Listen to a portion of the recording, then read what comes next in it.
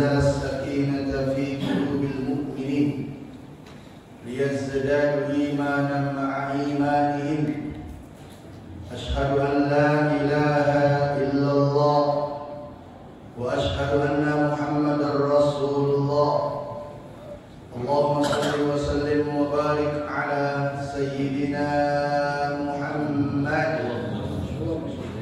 وعلى آله وأصحابه ومن جاهد في جهاده في سبيله أما بعد المكرمون والmuhtaramun bilkhusus para asatidz yang hadir pada kesempatan kali ini, Al-Ustaz Haji Dr. Suparmen Darius, Al-Ustaz Ferry Zainuddin Gultom, juga imam kita Bapak RT Iman,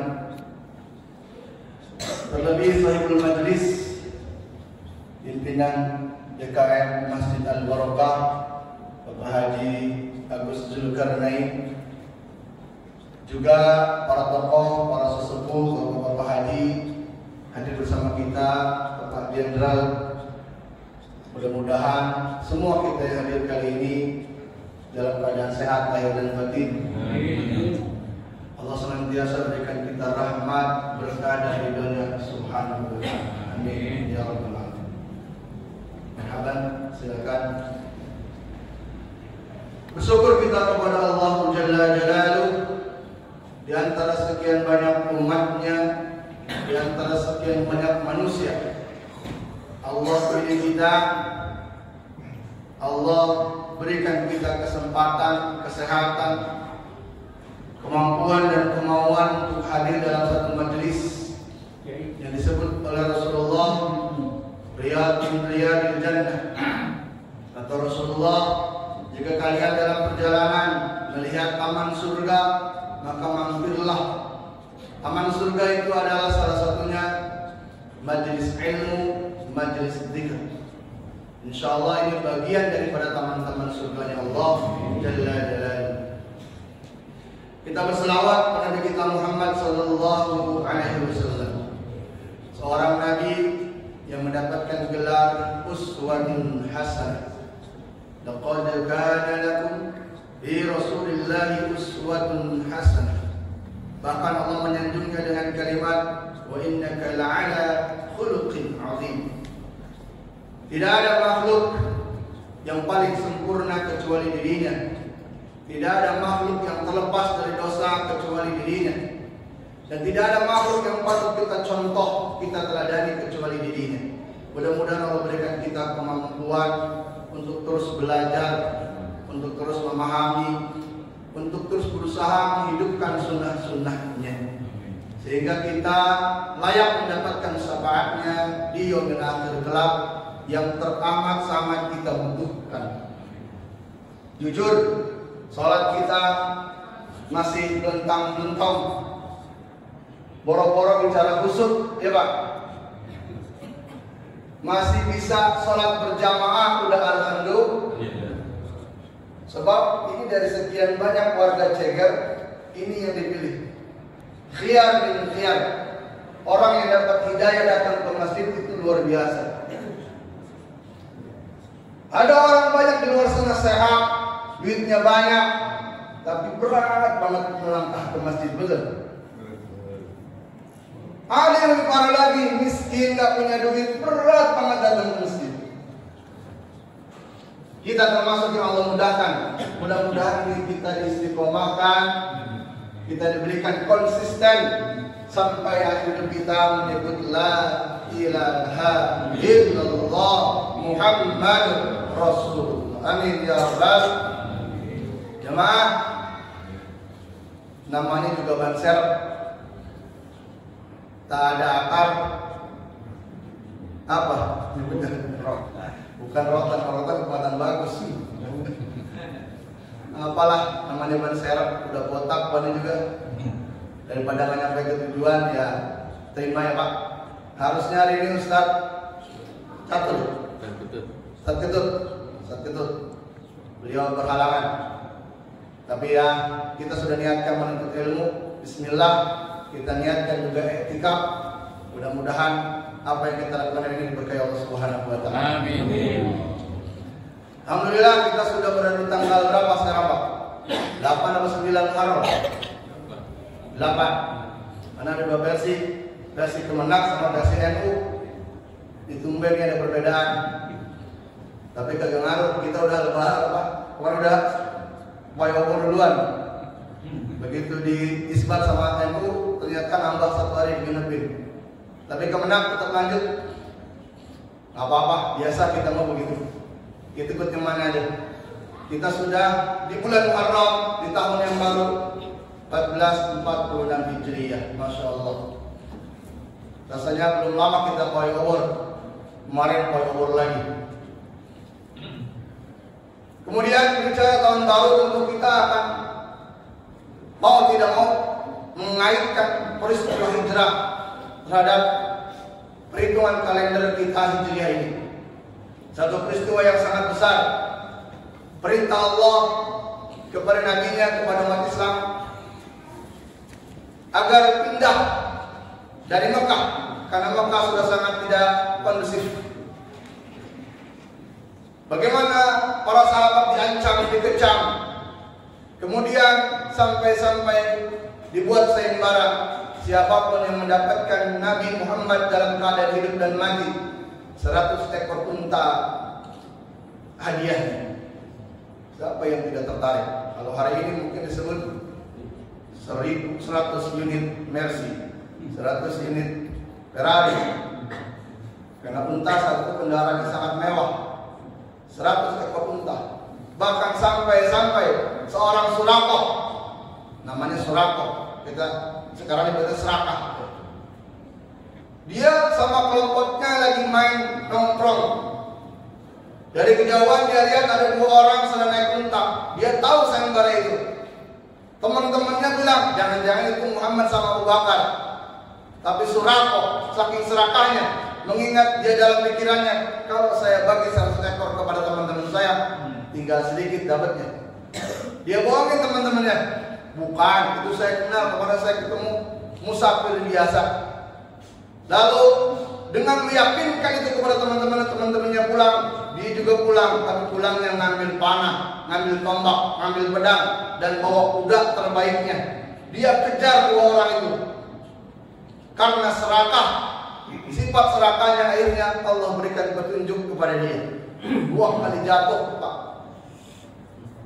Kudanya, kaki depannya masuk ke dalam pasir, lalu jatuh. Rasulullah menghampirinya, kemudian berakhir kepada hidayah menghampirinya. Masya Allah. Itu kisah salah satu. Tapi kita tidak ke arah sana. Kita sampai saja Rasulullah ke Madinah. Madinah ada Yasrib, zaman dulu disebut kota pusatnya, lalu dikelilingi di samping-sampingnya, salah satunya adalah perbatasan antara Mekah dengan Madinah. Saat itu disebut Yasrib adalah Kuba. Jadi pinggiran kota Yasrib namanya Kuba. Orang-orang di Kuba sudah mendapatkan hidayah karena Rasulullah sudah menyebarluaskan Islam lewat Mus'ab bin Umair di Madinah dan sekitarnya. Jadi mereka sudah tahu Rasulullah akan hijrah ke Madinah. Menanti-nanti, bahkan seorang Yahudi juga penasaran sebab di dalam kitabnya dia mengatakan Rasul itu begini. Dia pengen tahu benar nggak sih kitabnya itu. Tiap hari naik kurma, melihat dari kejauhan kira-kira kapan Nabi datang. Ternyata Nabi datang terlambat, sekitar 3-4 hari telatnya, karena harus ngumpet di Gua Sur. Sampailah Nabi, begitu nyampe, luar biasa. Orang-orang Kuba sudah menantikan Rasulullah. Mereka berkumpul, dan yang pertama dilakukan Rasulullah bukan membuat singgasana mewah, bukan membuat istana megah, bukan minta mobil yang mewah atau unta yang mewah saat itu, bukan minta dilayani sebagai raja, tapi dia membuat satu bangunan sebagai pusat senter kegiatan dakwah, sebuah pusat kegiatan umat, masjid. Masjid yang pertama dibangun adalah Masjid Quba namanya. Saat di Mekah nggak bisa bikin masjid, boro-boro bikin masjid, sholatnya aja ngumpet-ngumpet. Maka kesempatan Rasulullah sampai di Quba, orang mendukungnya. Maka yang pertama dia lakukan, ayo kita bangun satu bangunan yang dimuliakan Allah, Baitullah. Itulah rumah-rumah Allah, yaitu masjid pertama, Masjid Quba. Kemudian dikisahkan Ali bersama keluarga Rasulullah yang ditinggal menyusul sampai di Quba. Begitu sampai di Quba semua sudah selamat. Tidak ada lagi sahabat yang tertinggal di Mekah, tidak ada lagi keluarga yang tertinggal di Mekah. Maka kata Rasulullah, kita kumpul, ayo kita ramai-ramai gotong royong bikin masjid. Rasulullah meletakkan batu pertama, kemudian sahabat Abu Bakar dan seterusnya. Sampai selesai masjid itu, Rasulullah pun hendak pergi meninggalkan Quba, tapi Quba sangat sayang dengan Rasulullah. Kata mereka, ya Rasulullah, berarti ada tempat yang lebih baik daripada Quba ya Rasulullah. Kata Rasulullah, bukan begitu. Saya diperintahkan Allah untuk datang ke Yastrib atau Madinah, bukan ke Quba, kata dia. Hari ini saya akan menjalankan perintah Allah itu. Apakah kalian beriman kepada Allah? Semuanya bimbang. Pengennya Nabi tetap di Quba, nggak pengen Nabi pergi ke Yastrib. Tapi kata Rasulullah berkata lagi, apakah kalian beriman kepada Allah? Apakah kalian taat kepada Allah dan Rasulnya? Baru Umar menyambutnya, ya Rasulullah, kita semua di sini beriman dan kita semua di sini taat kepada Allah dan Rasulnya. Maka kata Rasulullah, biarkan untaku melanjutkan perjalanannya. Sebelum perjalanan dimulai, dilakukan sholat Jumat pertama. Jadi kalau nanti ditanya, kapan sholat Jumat pertama dilaksanakan? Pada saat 1 Hijriah, yaitu di Quba, Masjid Quba. Nanti jamaah yang punya kesempatan dikasih rezeki bisa umroh dan haji, itu bisa datang ke Masjid Quba. Yang disunahkan jalan kaki dari Masjid Nabawi ke Masjid Quba. Tapi kalau capek, boleh naik taksi, boleh naik mobil bis. Silakan nanti lihat. Kalau belum punya duit, lihat di YouTube dulu dah. Masjid Quba bagaimana? Sudah berapa kali dirombak? Karena Rasulullah SAW membiasakan, dia sangat cinta dengan masjid pertamanya. Hari Senin, hari Rabu dan hari Sabtu, Rasulullah pasti mengunjungi Masjid Quba. Bahkan diiming-imingi Rasulullah, siapa yang sudah berwudu, dia berjalan menuju Masjid Quba, dia sholat apapun 2 rakaat di dalamnya, maka pahala umroh sempurna baginya. Makanya jamaah umroh, jamaah haji diusahakan disempetin main ke Masjid Quba. Mudah-mudahan ya Pak. Amin. Pengen nggak Pak? Pengen. Kalau di sini kan pahalanya cuma 27 derajat. Kalau di sana 2 rakaat doang Pak, dapat pahala umroh. Subhanallah. Masjid Quba udah berkali-kali dibangun atau direvisi, jadi direnov. Sekarang sudah sangat megah, bisa menampung jamaah umroh dan haji. Itu. Kemudian Rasulullah setelah membangun masjid, orang kumpul di masjid, semua masalah dilakukan di masjid. Ngobrolin misi-misi negara, ngobrolin tentang umat, ngobrolin apapun semua di masjid. Karena memang itulah pusat kegiatan masjid. Sampai Rasulullah pergi setelah sholat Jumat, sampai di Madinah, Yastrib, Rasulullah pun membangun masjid lagi. Namanya Masjid Nabawi. Nah sekarang kita kalau haji disunahkan sholat 40 kali, tidak boleh putus berjamaah. Saya waktu itu hampir satu waktu lewat. Begitu subuh udah kesiangan, tapi rupanya alhamdulillah di Madinah Pak, azan dan qomatnya lumayan lama. Jadi saya masih kesempatan sholat subuh. Walaupun jarak hotel dan masjid itu nempel, tapi kalau udah ketinggalan kan tinggal aja dengan nungguin kita siapa gitu kan. Dan orang berlomba-lomba datang sholat subuh itu bukan jam 5, bukan 3, jam 2, karena pengen ke Raudhah dulu. Malam itulah waktu kita berebut di Raudhah. Hari ini kata mana saya dengar cerita jamaah haji sudah nggak berebut lagi Sir. Jadi kita daftar online untuk masuk ke Raudhah itu, nanti keluar tiket, nah tiketnya itu nggak bakal ngantri. Selama punya tiket, kita bisa duduk berdoa di roto 5-10 menit. Oh dulu Pak, Masya Allah, berebut Pak. Sekarang udah aman. Saya dengar kemarin jamaah pulang haji cerita begitu. Jadi kita daftar online, dan online itu bahasa Arab. Jadi nanti didaftarin sama pimpinan haji atau umrohnya. Kalau kita mungkin nggak paham lewat handphone, nanti dibimbing sama pimpinan umrohnya, kelompoknya didaftarin. Jadi dia datang bawa 60-10 tiket ke askar laporan, silakan. Nggak berebut lagi. Mau nggak kalau tua Pak? Karpetnya hijau. Orang berebut cuma pengen duduk. Sebab diiming-imingi Rasulullah, siapapun yang duduk di situ berdoa, insya Allah kabul. Untung di situ saya masih pun nggak dikasih nafsu, minta doa kawin lagi. Subhanallah, 4 kali saya gagal Pak. Siang 2 kali gagal, malam 2 kali gagal. Malam berikutnya, malam kelima baru saya berhasil masuk ke Allah. Dan alhamdulillah tidak ada gangguan sedikit pun. Tidak ada yang nyuruh saya berhenti. Saya sempat sholat, sempat doa, panjang doa saya. Tapi tidak ada pun satu doa yang membuat istri saya berkhianat. Saya cuma minta, ya Allah, jadikan keluarga saya sakinah mawaddah warahmah.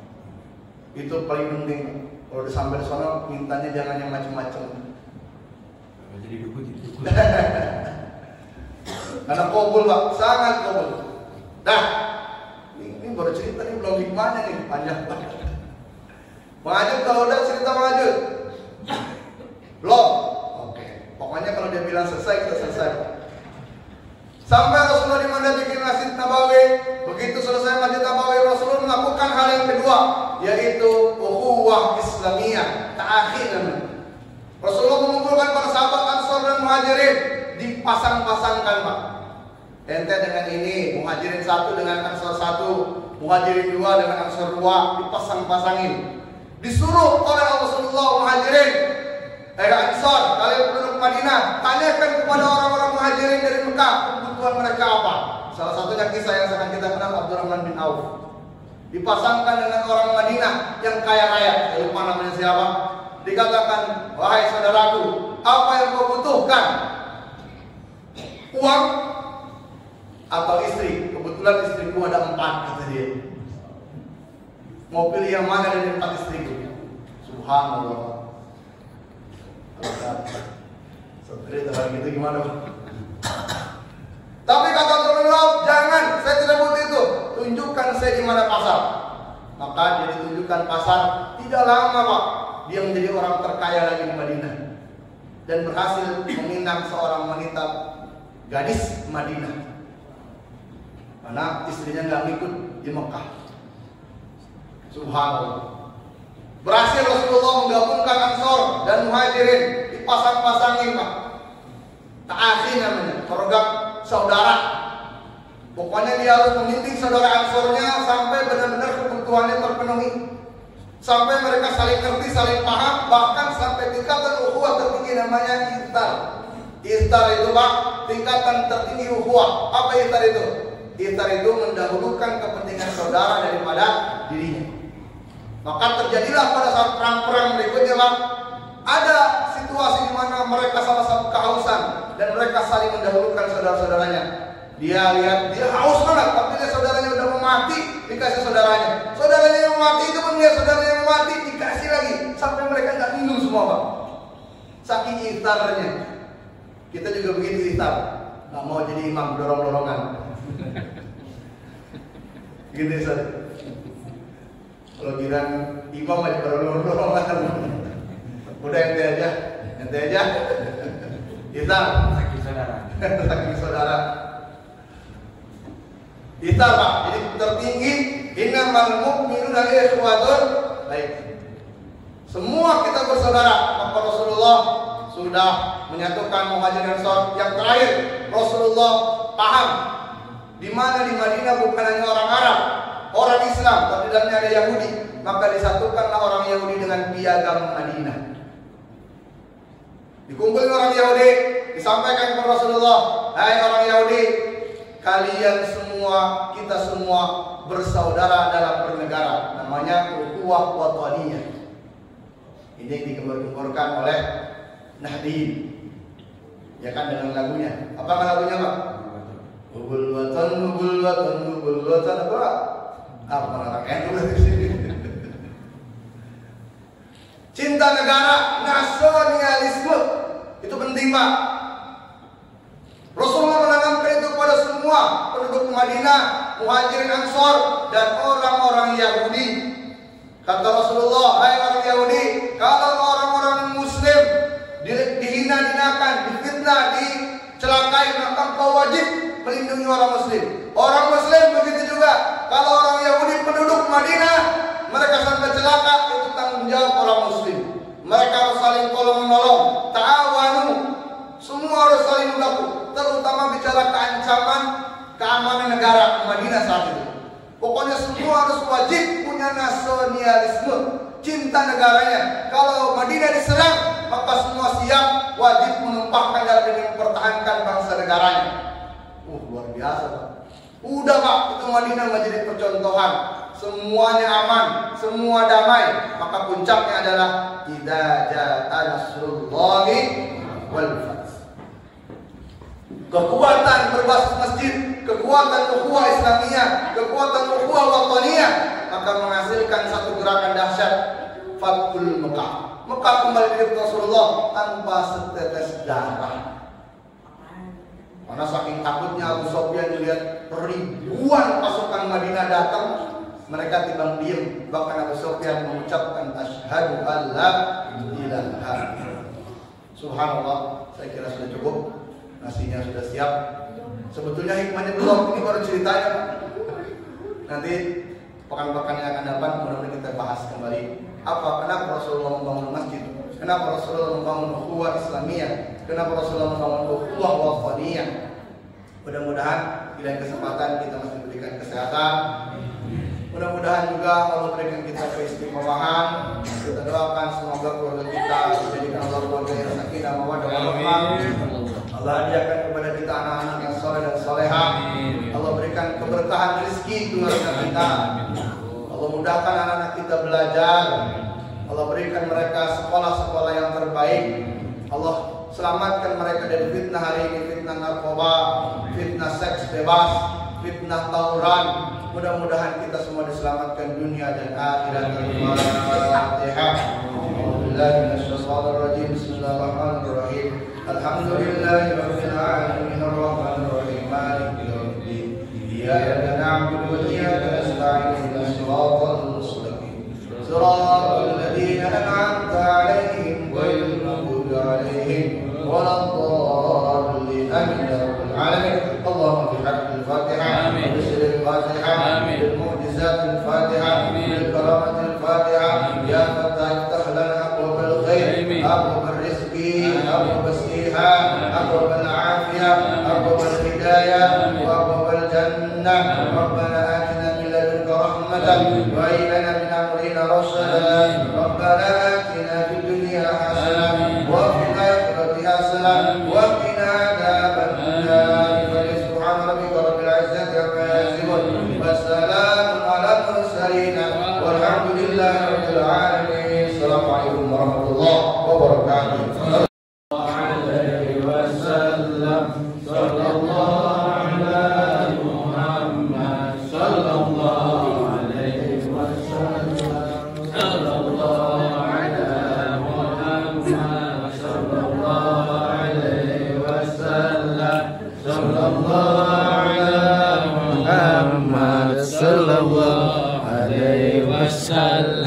Sallallahu ala Muhammad, sallallahu alaihi wasallam, sallallahu ala Muhammad, sallallahu alaihi wasallam, sallallahu alaihi wasallam, sallallahu alaihi wasallam, sallallahu alaihi Muhammad, sallallahu alaihi wasallam.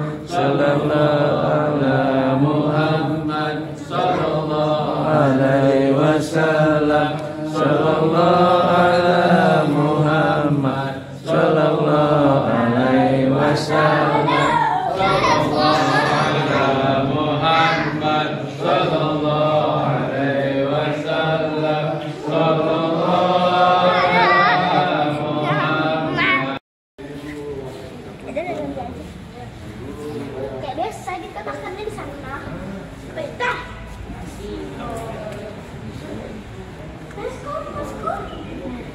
Itu